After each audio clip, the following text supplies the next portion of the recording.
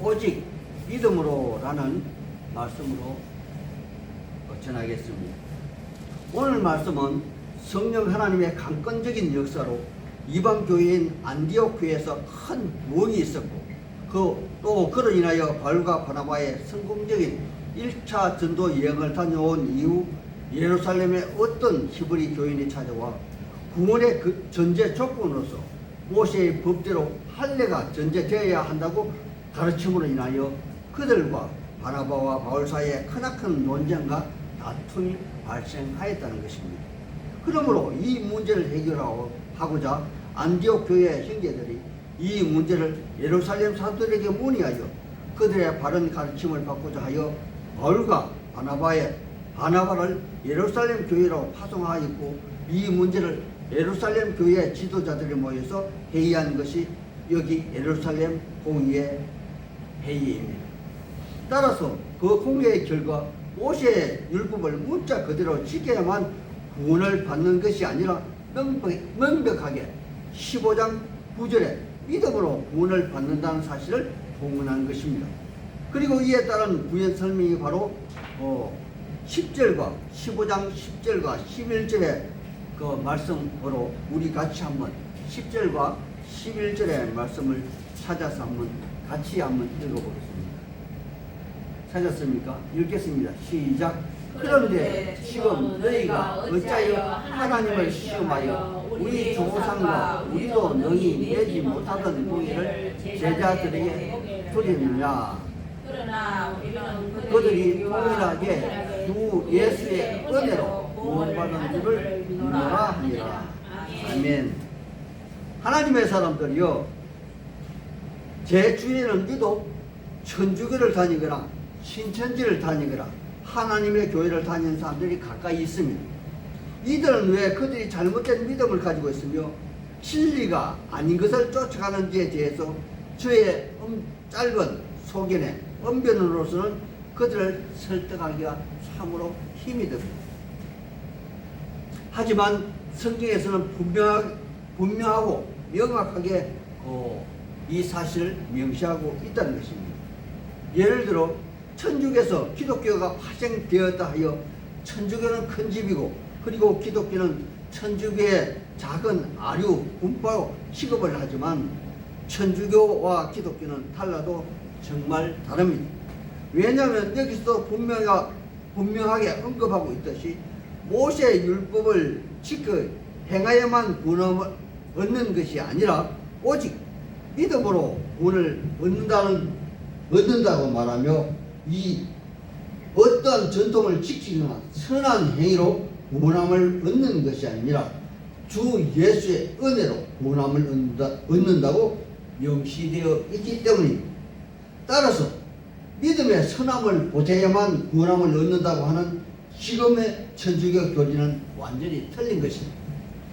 그리고 어떤 사람들은 1517년에 루터가 그 종교 개혁을 일으켜 기독교가 생겨났다고 주장들 하지만 그가 모토로 삼았던 로마서 1장 17절에 오직 의인은 믿음으로 말미암아 살리라 하는 그 말처럼 그것이 의미하는 바 명칭만 다를 뿐 여기 성경 시대로부터 기독교는 늘 있어 왔다는 것입니다. 하나님의 사람들이요, 처음에 천주교는 캐톨릭이라 하여 우주에 편면한 보편적, 즉 이방인이나 유대인이나 모두 그 하나님을 따랐더랬습니다. 하지만 그들은 그들만의 왕국을 만들기 위하여 성경의 교리를 그들의 방식대로 왜곡시켰다는 것입니다. 예를 들어 종교개혁 이전에 그들은 면죄부를 매개로 지금의 로마에 있는 성 베드로 성당의 건축을 함으로 건축 헌금을 함으로 가족이나 친지가 죽은 이후에 잠시 머무르는 연옥에서 지옥 갈 사람이 낙원으로 간다고 하였습니다. 단연코 이것은 성경에 없는 말입니다.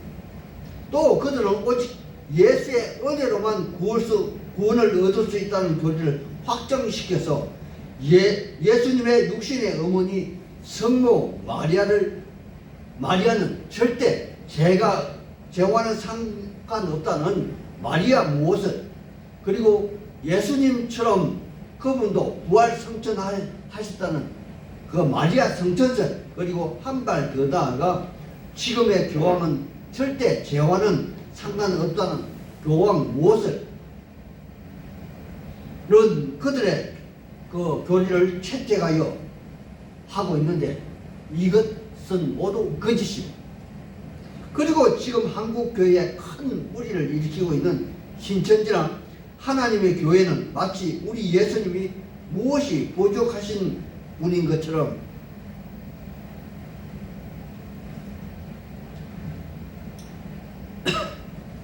재림하시기 전 예수님의 모습이 크더리라 주장을 하지만 성경은 분명하게 보라신 우리의 예수님이 다시 오시는 그날에는 믿는 날에는 구원이 완성되는 날이고 믿지 아니하는 사람들에게는 심판이 확정되는 그날이 되는 것이기에 그들이 재림의 예수의 환생이라고 주장하는 것은 처음부터 거짓말입니다.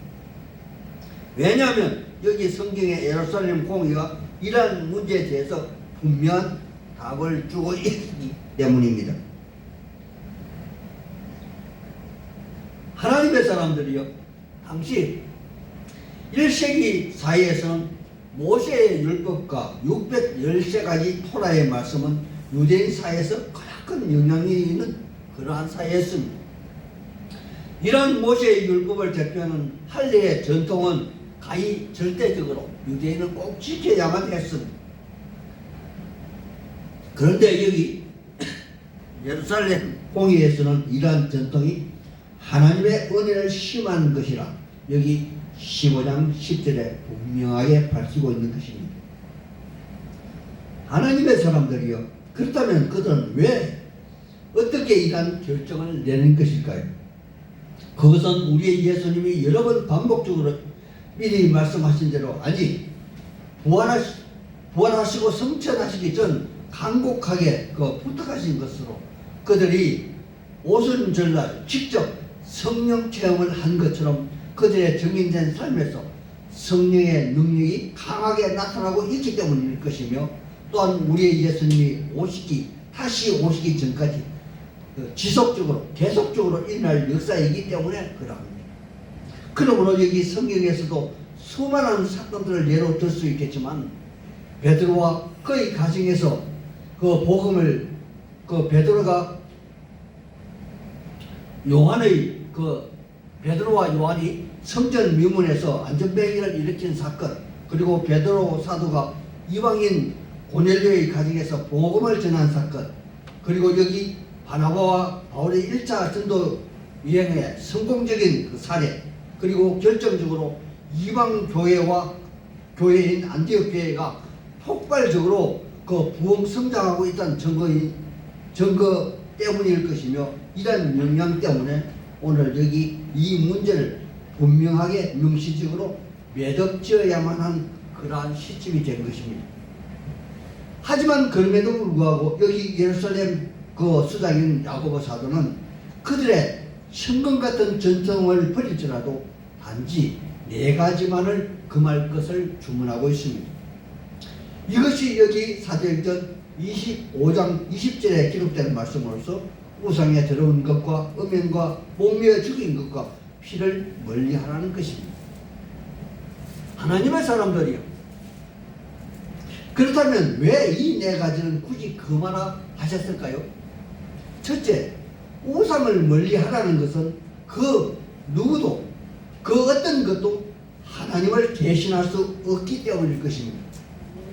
두 번째, 음행은 하나님의 형상으로 지음을 받은 사람들 간의 삶의 질서와 상호 배려 때문일 것입니다. 그리고 세 번째, 목매어 죽인 음식은 하나님의 자연 질서의 틀에서 아무리 생존의 문제를 할지라도 상호 존중해야 한다는 것일 것이며, 마지막으로 4번째, 피를 멀리하는 것은 모든 생명의 근원이 피에 있은즉 사람은 단지 그 생명을 다스리는 자이지 생명의 주관자가 아니라는 그러한 정체성의 문제 때문일 것입니다. 그러하다면 이제 답은 확실해진 것 같습니다. 그래서 여기에 대한 답이 오늘 그 말씀에 기록되어 있습니다. 22절에 사도와 장로와 예루살렘 온 교회가 그들 중에서 대표를 선정하여 여기 안디옥교에서 부름을 가지고 온 바나바와 바울과 같이 안디옥교회로 다시 보내기로 결정하였는데, 그들의 이름은 그 사바의 아들 바사와이며 또한 신라로서 그들 편에 사랑과 애정을 듬뿍 담아 편지를 같이 보내게 되었는데, 그 편지의 내용이 바로 23절에서 29절의 말씀인 것입니다. 하나님의 사람들이여, 제가 예루살렘 교회에서 보낸 그 사람 중에 한 사람이 사바의 아들 바사라고 한 것은 히브리 말로 그 앞에 이름 앞에 누구누구의 아들이라는 그 말씀으로 바사는 그런 이 접두어가 있습니다. 그래서 바사바는 사바의 아들이라고 명시할 수 있을 것이며, 또한 이분은 확실히 유대인입니다. 그러나 또 한 사람 신라라는 사람은 데살로니가 1장 1절에 보면 실루아누라고 이렇게 그 이름이 명시되어 있는 것으로 보아 이 사람은 분명히 유대인 출신 이방인입니다. 그러므로 예루살렘 교회에서는 유대인과 이방인 중에서 지도자급인 두 사람을 특별하게 선택하였으며, 여기 30절에는 그들도 선지자라 이렇게 기록하므로 그들 또한 성령 체험을 한 사람으로서 예루살렘 지도자들이 공정하고 보증하는 그러한 사람이라는 것입니다. 그러므로 유대인과 이방인들 분쟁 사이에 최대한 각기 그들의 입장에서 대변해 줄 수 있는 그러한 사람을 예루살렘 공회에서 선택한 것일 것입니다. 또한 예루살렘 교회에서는 그들이 이러한 평가를 한 근의를 이렇게 내세우고 있는 것을 봅니다. 여기 25절에 보면 우리 주 예수 그리스도를 위하여 생명을 아끼지 아니한다 이 말입니다. 하나님의 사람들이요, 우리의 초대 교회 사도들이 사도 요한 빼고는 모두 순교한 사실을 압니다. 또한 그러한 사도들이 여기 바나바와 바울을 그들과 똑같이 주 예수를 위하여 목숨을 내놓을 자라 그렇게 평가한다는 것은 실로 대단한 것이 아니겠습니까? 물론 바울 사도 역시 로마에서 순교하였다는 그런 기록도 있고, 바나바 역시 역사가들에 의하면 그 또한 순교를 당하였다고 합니다. 그렇다면 오늘 한국 교회, 크나큰 교회, 큰 교회 목사님들도 이러한 평가를 과연 받을 수가 있을까요? 아니, 다른 사람은 접두고 오더라도 여기 있는 박 목사도 순교 순간이 온다면 과연 피하지 아니하여 도망갈 인간으로 보이십니까? 아니면 비록 주중에 건설 현장에서 일을 할지라도, 또는 때로는 연로하신 장모님을 막대하는 그러한 모습을 보일지라도 결정적인 순간에 가서는 목숨을 내놓을 수 있는 인간으로 보입니까? 저뿐만이 아니지요. 여기 계신 여러분 과연 어떠합니까? 아마도 결정적인 순간에 주님을 모른다고 피한다면 우리의 주님도 저 천국에서 난 도무지 너를 모른다 그렇게 하실 것이 분명하지 않습니까? 제가 너무 무거운 질문을 하였습니까? 그렇다면 가벼운 질문을 해보겠습니다. 우리 그리스도인들은 남이 알아주든 알아주지 않든 삶에서 작은 일부터 인정을 받아야만 합니다. 왜냐하면 사람은 쌓인 경력이 그를 말해주기 때문일 것입니다. 지금까지 우리 그리스도인들은 가정에서, 직장에서, 친구 간에, 그리고 직장에서 그러한 평가를 받을 자신이 없으신 분들은 지금이라도 가슴에 손을 얹고, 아니 성경 말씀에 손을 얹고 깊이 회개하시고 새 사람이 되어야 하지 않겠습니까? 우리처럼 적은 교회 다닌다고, 지하실 교회 다닌다고 믿음까지 작아야 되겠습니까? 하나님의 사람들이요, 제가 늘 주장하는 말이 있지 않습니까? 교회는 아무리 작아도 우리의 주님이 주인 되심으로 교회는 모두 다 우주적입니다. 이 땅에 많은 규모가 작은 교회가 있다 할지라도 적은 교회는 하나도 없습니다. 왜냐하면 우리의 주님이 그 교회의 주인이시며 창조주 하나님이시기 때문에 그럽니다. 그러므로 우리는 모든 면에서 자유합니다. 전통에서도 자유하며 또한 간섭에서도 자유합니다. 하지만 여기 성경에서 말하는 것처럼 우리도 최소한 4가지는 마음에 담아두고 실천하며 살아야 할 것입니다. 하나님보다 더 사랑하는 우상을 멀리하고, 하나님의 사람들과 관계를 송두리째 무너뜨리는 음행을 멀리하고, 비록 음식물이라 할지라도 자연의 질서를 존중해야만 한다는 것과 근본 생명의 뿌리인 피를 멀리하는 것이 좋지 않을까 생각해 봅니다.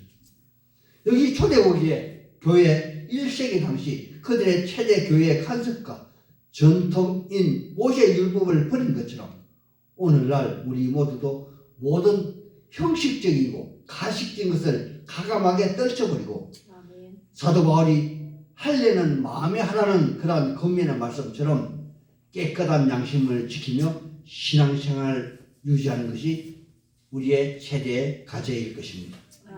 오직 구원은 우리의 거짓 없는 믿음으로 하나님의 은혜의 선물로 받는 것입니다. 이러한 말씀을 마음속 깊이 명심하시기를 원하며 이 모든 말씀 우리의 구주 예수님 이름으로 소망하고 축복하는 바입니다. 아멘.